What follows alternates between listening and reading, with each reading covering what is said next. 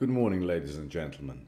Well, by my calculation, the risk dial is very slightly negative. I have absolutely no idea what's going to happen from here because we have reached all my targets in bonds in terms of bond yields.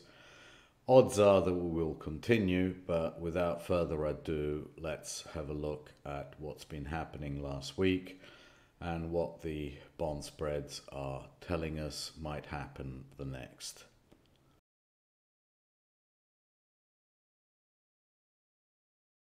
Well, the 2s10s have reached the lowest level. We're at -52. We are basically in uncharted territory here. The 2s10s have not been this negative since, well, many decades. Is there any reason why it should stop here? Well, I have some thoughts and I will show you some yields. I really don't see the value in pushing this spread any further. We've made a lot of money in 2s. I think it's probably time to get the hell out and stay the hell out for quite some time until we get some more clarity about what the Fed is likely to do next or what the data is going to push the Fed to do next. I really would not trade 2s10s here. It's going to be very violent both ways. So can it go to -70, -80, -90? Yes. I think that is less likely. The risk reward does not show that is probable, but it could come back to -10 in a great big hurry. So really the risk reward says to leave it well alone. Where the risk reward still exists is in the 5s30s, the 5s10s and the 1030s. 5s10s is always my favorite indicator, and we are way through 11. There is no question that this is going more negative. And if we look at history and we look at that red line, we will see that every time it's gone through that red line, it's gone to 42 to somewhere around 55. That is your target now, and so basically the pressure should change from 2s onto 5s and to a lesser degree to 10s. So that is what I'm looking for. I'm looking for this area from 42, i.e. -42 to -55, 56. That is the area that I would like to fight it. And let's have a look at what the yields have actually done last week. Okay, so this is the settlement on Friday against what it was a week ago. As you can see, the pressure was all on the 2-year sector. We closed at 449. I got out at 4.5. And the yield curve is now pushing the 3s and the 5s much more than the 10s and the T-bonds and the ultras, which closed almost unchanged. That makes sense to me, and what I think the great big danger is now is that we get a hump in the curve, i.e. that the 3s and the 5s and to a lesser degree the 10s get killed. I've told you before, I've never seen the end of a move where the belly didn't blow up, i.e. that the 5s. And why does that make sense to me? It makes sense to me because the 2s at 4.5% in terms of futures yield should be like trying to push a ball underwater. You have, is the Fed going to push up rates to above 5% in the near future? Well, it's possible, but we certainly need some more data.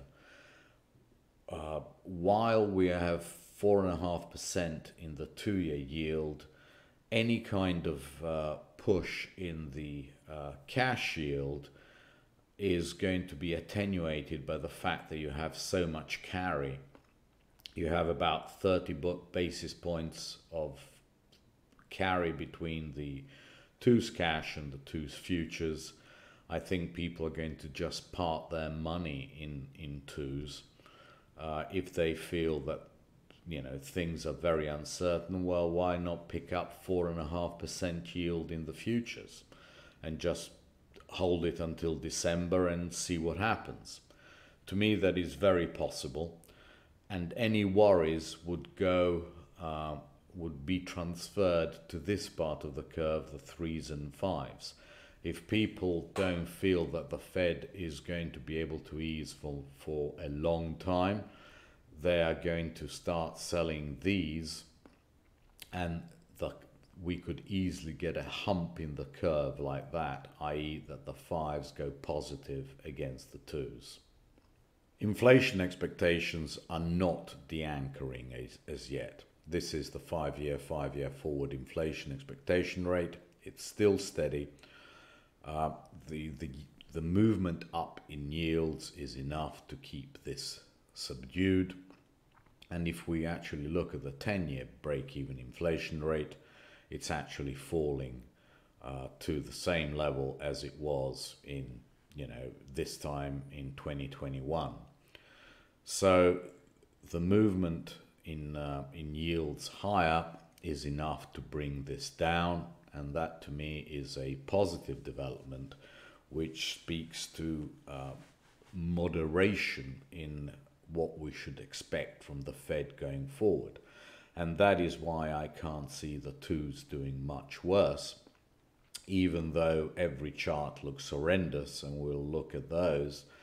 But the fact that these inflation expectations are remaining where they are tells me that the Fed is doing enough and will be able to contain this. So I really can't see why we should push the twos anymore. I think the danger is now transferred to the threes and the fives, and people just basically giving up.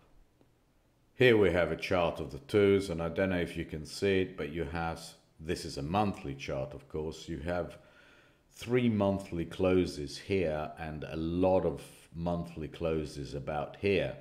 So you're looking for around 450 to 460, which is exactly where the futures are and the futures yield. And that is, will the twos fall some more if the cash goes up another 20 basis points? Of course they will. But what I'm trying to say is that at 450 futures yield, I'm very, very uncomfortable with shorting it, because I could make 10-20 basis points, or I could lose 30-40. So the risk reward to me in the twos just isn't there anymore. We've caught a huge move, and I think pushing it here is really rather silly. Now this is the fives, and they've gone through the red line with gusto.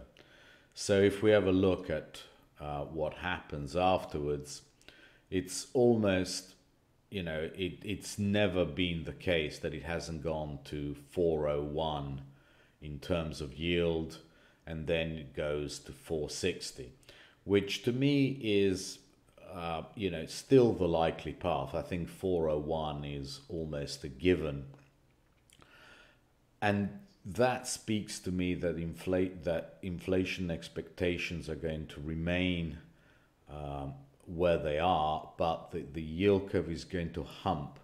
It's the twos are going to go 15-20 basis points, but the fives are going to go another 50 basis points. That is what I think is much more likely. I think 401 is almost a given in fives, and probably 460 at some stage. And at that level, you'll have a completely flat yield curve from 2s out to probably 5s or 7s, something like that. This is the market to push from now on far more than the 2s. If we look at the 10s, you have the same story there. Let's have a look what's happened every time it's gone through this red line. Well, it gets to 360 that we've met already, and then it goes to 385. 385 to me will be the line in the sand, probably a few ticks through it. But you can see what tends to happen. You get a seesaw effect between 323 and 385 for a long time. That to me is more than not likely to happen. And if we look at the 30s, 393, indicating that we get a humped curve. 2s, 3s, 5s are all up in the 4.5 region. 10s are somewhere, if we go back, 10s are in this region just below 4%, and 30s are also in this region just below 4%. A humped curve, and I think that is much more likely than not to happen. I will transfer in future all my bearishness from 2s to 5s. The good news for the future is that I've discovered TradingView, and I can put all my spreads in there, and I will do that while I'm on holiday. I will have loads and loads of them. So this is 2s 30s, and we've gone a long way.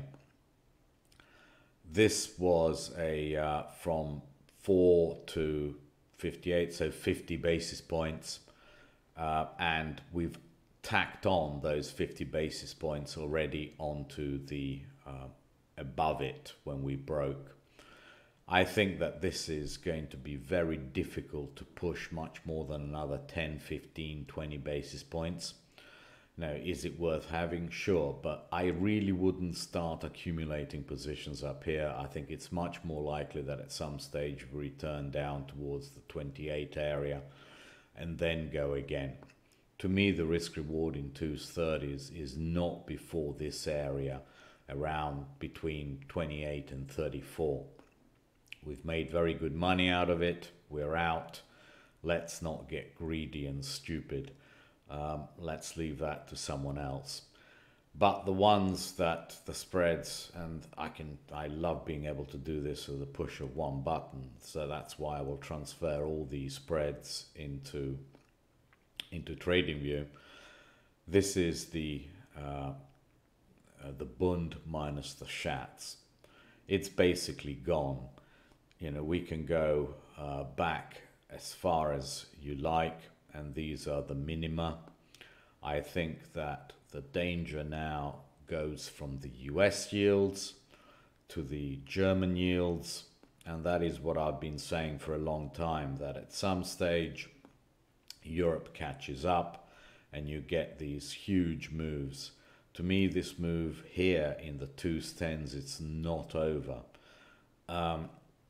I think it's going to go a lot lower. I think it's going to go, negative 30, negative 40, and it's going to mirror the US curve. So I will be transferring all my bearishness from the short end of the US to the short end of the German curve. And probably for the last time, let's have a look at the yields in investing.com as opposed to TradingView. Schatz met my levels, 190, 191, 192. And you can see where the next level is. It's 294. If you have a look at all these monthly closes, they're all in that range. To me, it's almost unbelievable that we don't go and test that level. So if I'm bearish for 20, 30 basis points in the 2-year notes, I'm bearish for 100 basis points in the shats. It, tells you the whole story. To me, there is absolutely no doubt that at some stage we trade 292 in the shats. If we have a look at the fives, this is the bubble. Met the target last week, and these are all monthly charts because I can't show you anything but monthly charts. Nothing makes sense because it's just a straight line up. Next level, again, just below 3, 280. And if I go to the Bund, we touched the objective, and the next objective would be also just short of 3. Which really makes sense to me.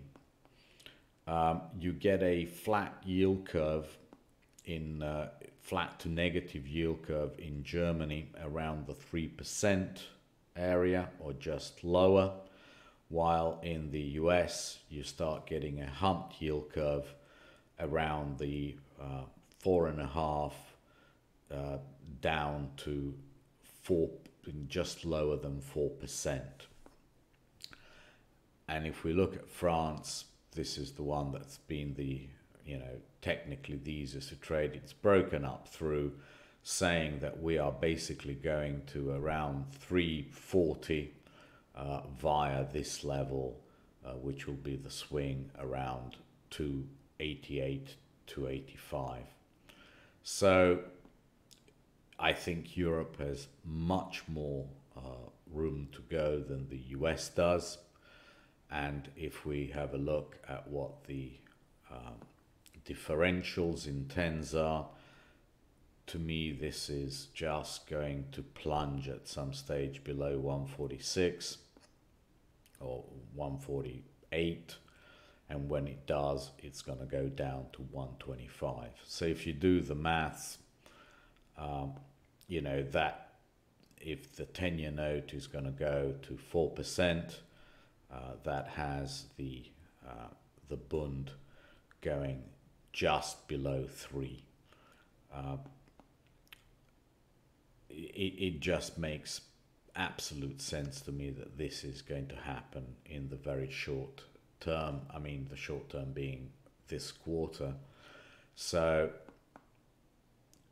I would bet that Bunds hit 287 just at the same time as the 10-year note gets to just below 4%. Just one note about the euro dollars. Here we have the strip out to the 25s. If you have a look at all these prices, they've all discounted a 3-month forwards at just below 5%.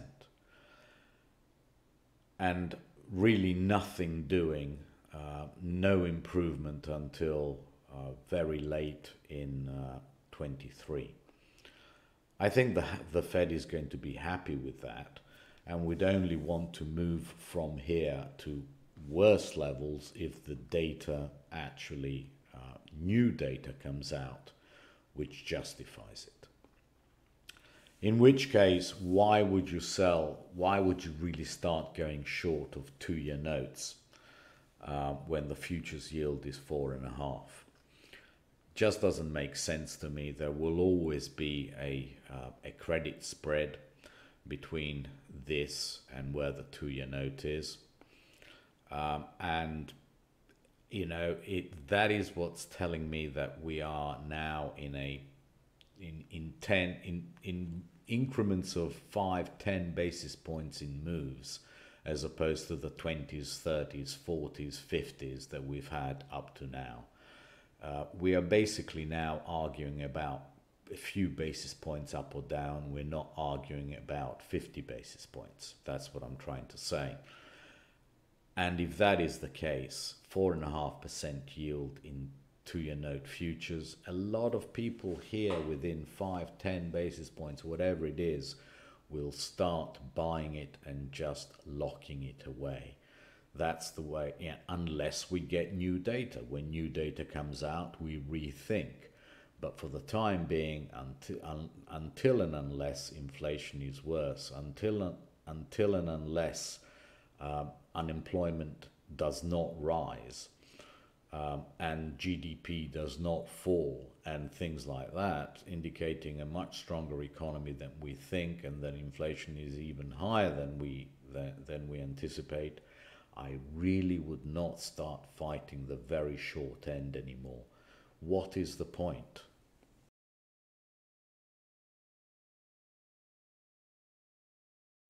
The dollar is just a wrecking ball, isn't it? I mean, it's taking up all the oxygen in the room, and while it's doing this, it's very hard to see that risk can get a break. What does the dollar do at these levels? I mean, all we can do is have a look at the past, and the past is here around the 2000 and 2001 and 2002.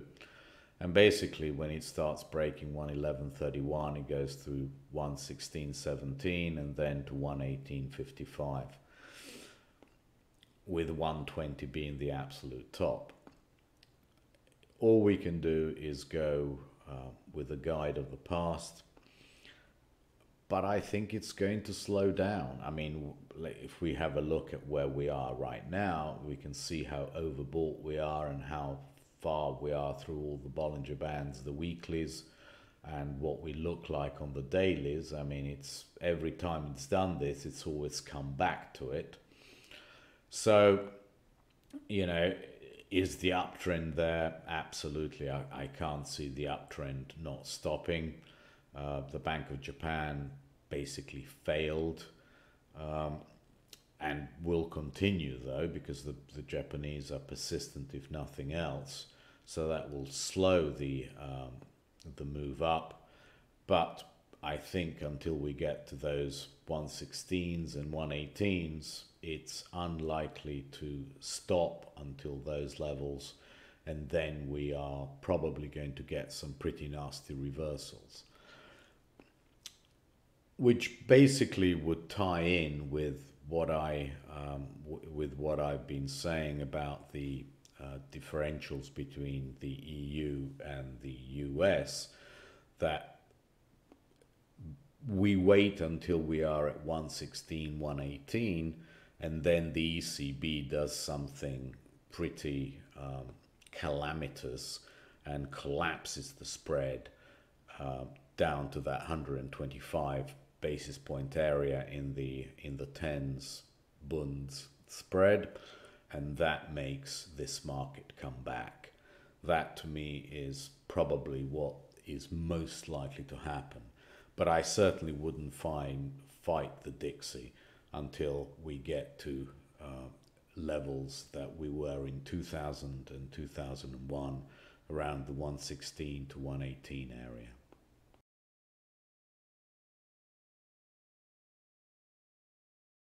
Let's face it, this is probably the worst possible environment for gold. You have positive real yields and rising, and you have a dollar which is a wrecking ball and doesn't want to know about going down. So what gold is doing is really unsurprising. I think if we say that 1600 seems to be a reasonable objective, and then even these levels here around 1537, retest of the 0.76 to 0.78 of the whole move up, it would not surprise, would it? But down there, probably a very, very good buy. Real yields will stop going up, and the dollar will stop spiking. So if we see a complete breakdown here, I really think that is going to be a wonderful risk-reward buy, somewhere between the 1600s and the 15. So anything in the 1500s. I will think about accumulating. Really, if you get an average price of around 1570, I think you'll be doing quite well over the course of 1 or 2 years. And here we are, DBC is breaking down. It closed below the previous lows. Let's enlarge this so you can see it. This 2439 to me was very, very important.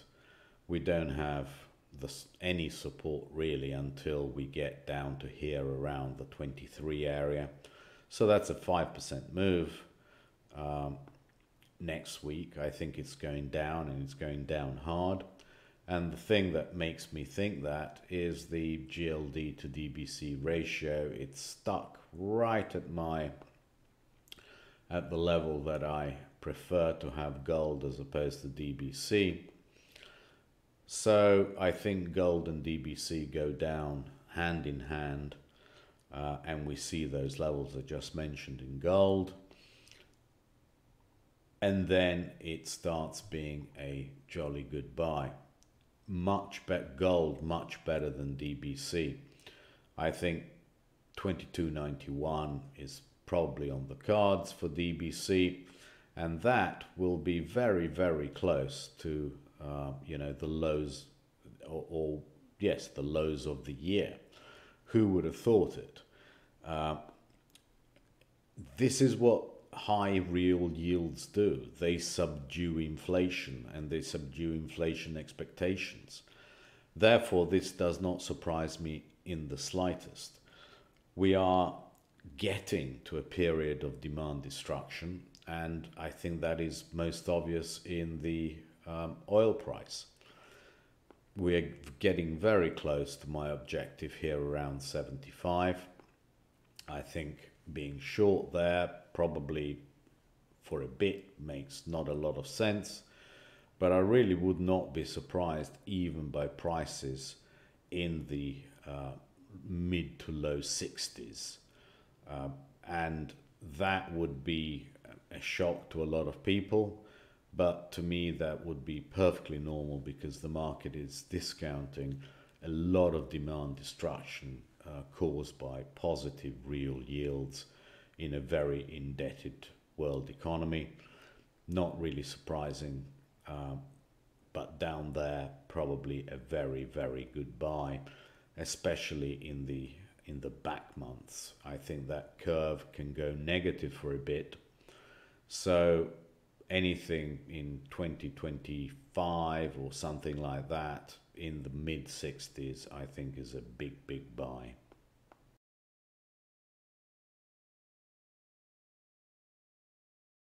You will have seen that Goldman Sachs reduced their year-end target to 3,600. If I'm right and we're getting demand destruction, these Blue Angels will turn down again. And if I'm right that we are going to have a bit of a humped curve, then really, times 15, times 16 are reasonable valuations. If the bond prices are around 4% and we have something like at least 1 to 1.5% real yields, it can't really be times 18.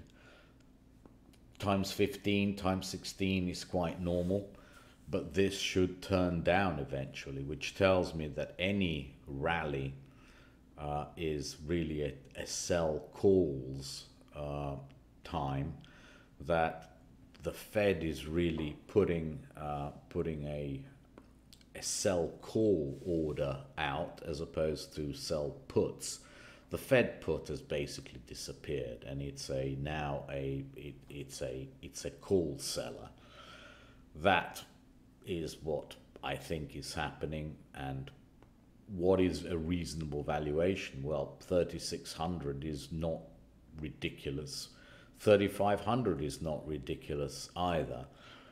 That is why I think we are likely at some stage to trade in those areas, especially if we now start discounting lower earnings. And we'll have a look at some levels that are reasonable buys, but we'll also have a look at what the other markets, the periphery markets and Europe are saying, and they're much more bearish. This is EEM, and I think that is telling the story. The break of 37.64 indicates to me that the pressure is going to be on EM for quite some time, down towards the 31.89. To me, this would be like the COVID lows. That is, I think, the leader, and it shows you that it's any kind of rally in the US is a call sell time. The US is the most insulated, but this is giving you the direction, and the direction and the destination is around the 31.89 area. So until EM bottoms out here, I think any kind of move higher in the US is going to be very muted, and it's going to be restricted to the 2, 3, 4% range. Here we have the stocks, and I think it's significant that we broke through 33.83 and we closed below it. Could there be little rallies? Sure, but I think 32.52 is almost bound to trade. That is the level that I think is a reasonable likelihood that we trade to at least there. And if we start breaking, then you are looking at these levels. You're looking just above 3,000, around 3,100, or just below it. In fact, I'll put a reminder for me to buy some down here, something like that. You're talking about 30.98, that kind of level. Those are quite likely over the course of the next 4 to 6 weeks.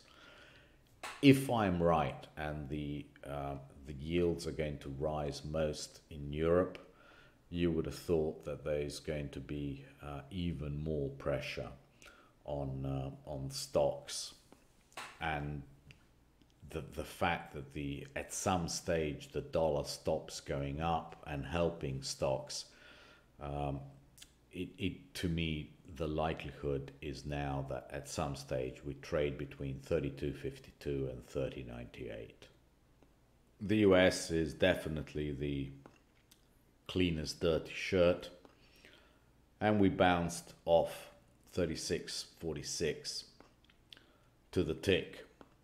Shame I didn't trade it. I was too demob happy kind of thing.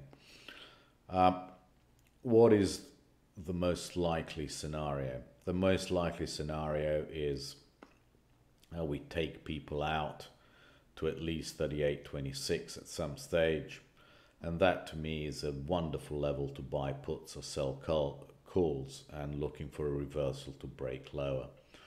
If we enlarge this chart, you will see that really you have levels that are likely to trade here around 35.50, but the breaks after that become quite nasty, i.e. there's nothing until 34.28. I think that we're likely to see these levels around, around 34.28, between 34.28 and 35.50 at some stage. But I think down there it'll be like pushing a ball underwater. It's very, very unlikely that we can sustain these levels, because yields are going to top out in the 30s in another, 30 basis points. And it's unlikely that that makes us go to much more than, let's call it, times 15, times 15 and a half. in multiples. So you've got 15 times, even 225 on demand destruction. That is 3,375, and that is, you know, a pessimistic outlook. So to me, any kind of a rally to these levels, 38.26 to 39.34, is a buy put sell call scenario, and anything down at 34.28, it's actually buy call spreads. I am pretty square the fact that I bought this level 37.25 in call spreads against my 4,000 puts. Makes me pretty square on a delta basis.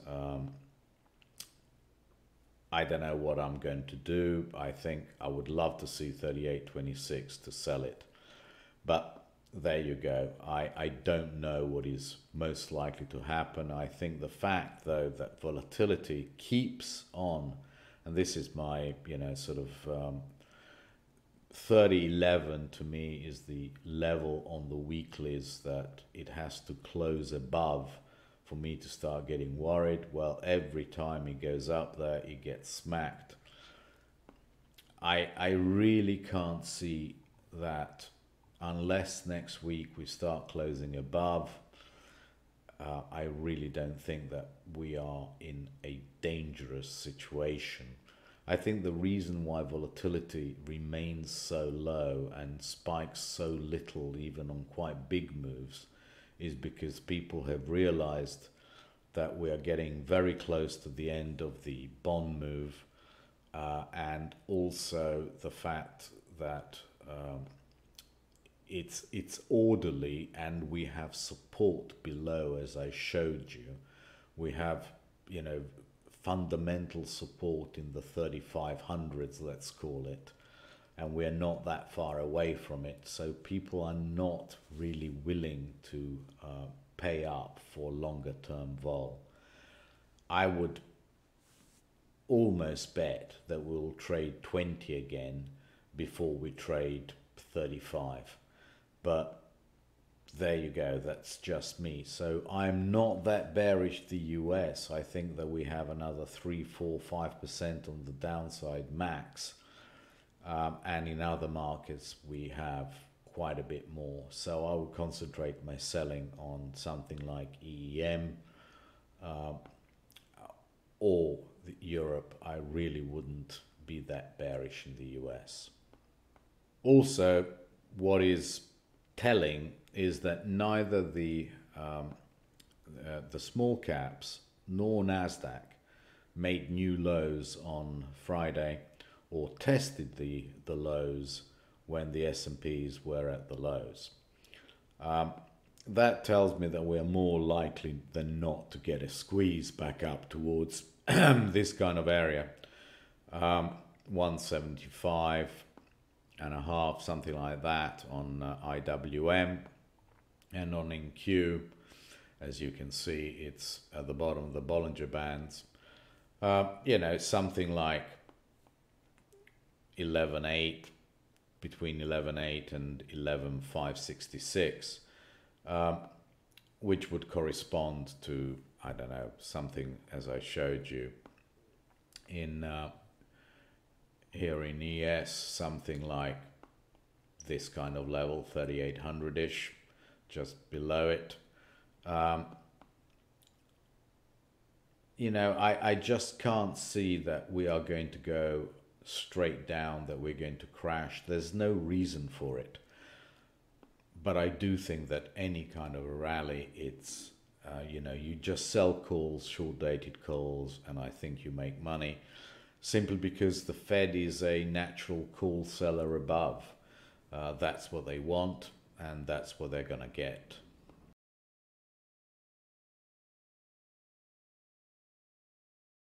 Well, I've updated all the levels. I really wouldn't do anything in the extreme short end. I don't think the risk reward is there anymore in the dollars. I think that one has to concentrate much more on Europe from now on. And I do think that this spread at some stage breaks and goes to 125 or 101. And I told you how that works. I think it's going to be because the ECB realizes that they're miles behind the curve and actually accelerates. We have Christine Lagarde speaking several times next week and the week after, and I think the hints will probably come from there. So that is the only thing I'm really looking to do in bonds, and even looking at in bonds. I really don't want to do anything anymore in the twos. I might want to go short fives again on the curve. I don't know why I got out of it on Friday. Well, I got out of it because I was bored and I wanted to book everything, and I'm going on holiday. To me, the biggest danger is EEM in the equities. All the others, you know, if EEM goes, then I think Europe goes. Nikkei the least, because of the of what the Bank of Japan is doing, and also buying it. So I really, and it benefits most from DBC going down. So Nikkei I'm the least negative on, but everything else, you know, it's likely to be in a trading range with, you know, lower lows and lower highs. In terms of equities, I'm really not all that positive. I much prefer to trade a spread like long of the US, short the EM, or short Europe. That is where I think the most value will be. Final word from Wednesday. I'll be away until Friday the 7th, but I'll have my laptop with me, and I'll have a look at the markets each day and make some comments when I can.